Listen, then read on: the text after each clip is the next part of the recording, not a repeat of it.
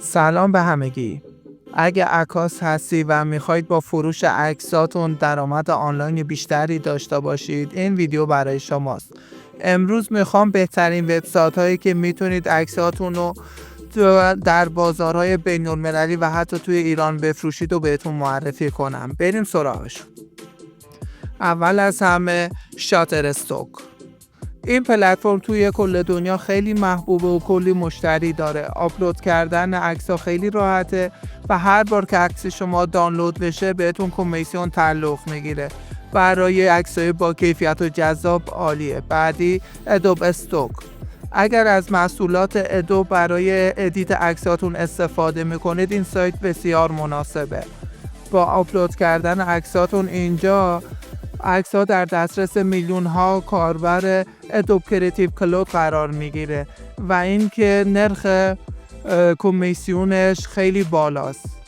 حالا بریم سراغ عالمی یکی از بالاترین نرخ‌های کمیسیون رو تو این صنعت رو داره ارائه میده. اگه میخواید درآمدتون رو بیشتر کنید، گزینه خیلی خوبیه. انواع سبک‌های عکاسی رو هم قبول میکنه و بنابراین انعطاف پذیری بالایی داره. برای اونایی که میخوان تو بازار ایران فعالیت کنن، سایت میهنشات رو پیشنهاد میکنم. این سایت مخصوص عکاسای ایرانی طراحی شده و یه راه خیلی خوب برای دسترسی به مشتریای محلی داخل ایران هستن که دنبال عکسایی هستن که مرتبط با فرهنگ ایرانه و رابط کاربریش فارسیه و که همین هم باعث میشه کار باش راحت بشه. یه پلتفرم خوب دیگه آنسپلش هستش. با اینکه این سایت با خاطر ارائه عکس‌های رایگان و با کیفیت بالا و رایگان شناخته شده، یه برنامه همکاری هم داره که میتونه باعث برنامه پرداختی به شما بشه. یه راه عالی برای دیده شدن کارهاتون و شاید گرفتن پروژه های فریلنسری. در آخر سایت 500 پیکسلز.